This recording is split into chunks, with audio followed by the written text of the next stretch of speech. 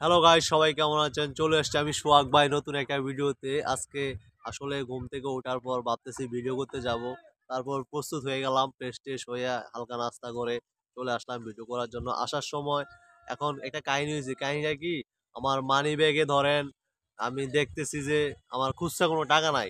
মাত্র হচ্ছে 10 টাকা আছে আর 500 টাকার একটা নোট আছে। আর কোনো টাকাই নাই। এখন ভাড়া হচ্ছে 20 টাকা। আমি যে জায়গায় আমার বাসা থেকে বাসার পাশ থেকে যেখান থেকে গাড়িতে উঠবো ওইখান থেকে যেখানে আসবো ভিডিও করার জন্য ওইখানে বাসে ভাড়া 20 টাকা। এখন সকাল সকাল আমার মানিব্যাগে আছে 10 টাকা একটা নোট আর 500 টাকার একটা নোট। এখন ভাড়া হচ্ছে 20 টাকা গাড়ি ভাড়া। কথাটা বুঝা নিয়েন। এখন আমি এক বাস মানে এখন আমি বাসের ওইদিকে গেলাম যাইয়া ওই যে বাসের যেই মানে টাকা নেই আরকি যাকে কন্ট্রাক্টর আমরা বলি সাধারণত, উনিও আমাদের মতোই মানুষ। তো ওনাকে বললাম যে, "ভাই আমার কাছে 500 টাকার একটা নোট আছে। এখন আর কোনো ভাঙতি টাকা নাই। এখন কি যাওয়া যাবে?" উনি বলতেছে, "ভাই আমার কাছে তো ভাঙতি নাই। এখন আপনি একটু ভাঙিয়ে নিয়ে আসেন।" এখন আমি তো বলতেছি, "ভাই ভাঙতি তো পাইতেছি না। এখন কি করব?" কয়, "তাইলে আর কি করা?" পরে বাস হইয়া চইলা গেল। এখন আমি তো বইসা রইছি বা সরি আমি তো দাঁড়ায় রইছি।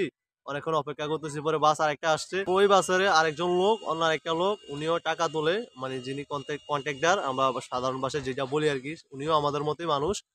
তারপর উনাকে বললাম, "ভাই আমার কাছে তো সরি আমার কাছে তো ৳৫০০ নোট, ভাঙতি কোনো টাকা নাই। এখন আমাকে কি নেওয়া যাবে?"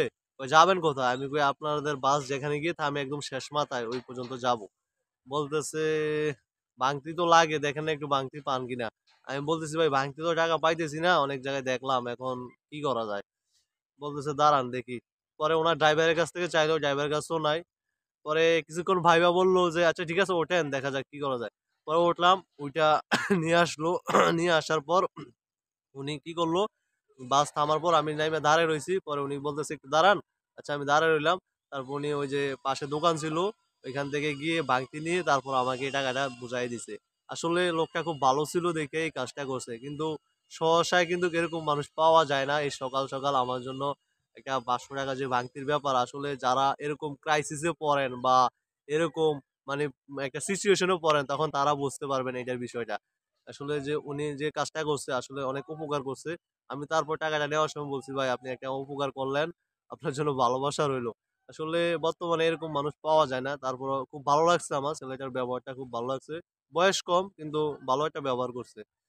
তো আমি আজকে ভিডিওতে অন্য বিষয় নিয়ে আজকে আর কথা বলব না। জাস্ট আমার সাথে একটা ছোট্ট কাহিনী ঘটলো বা ছোট্ট একটা যে বিষয় হইলো, ওই বিষয়টা আপনাদের সাথে শেয়ার করি। আসলে আমার জীবনে যা, যা ঘটে বা আমার এই শহরে বা চলার ক্ষেত্রে বা আমার এই চাকরি জীবন হোক বা কর্মজীবন হোক বা এই দৈনন্দিন জীবনে যা কিছু ঘটে চলার ক্ষেত্রে, সবগুলো বিষয় আমি আপনাদের সাথে তুলে ধরি এবং শেয়ার করি।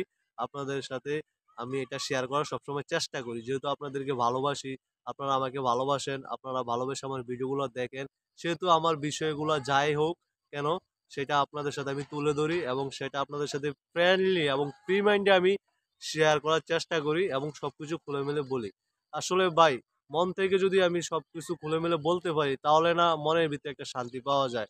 আমি ঠিক ঐরকমই আমার মনের ভিতরে কোনো প্যাঁচ-গোজ নাই, কোনো ঝয়-ঝামেলা নাই। যা আছে এবং পিওর অথেন্টিক ভালোবাসা। বুঝছেন? যা আছে মনের ভিতরে একদম পিওর অথেন্টিক ভালোবাসা।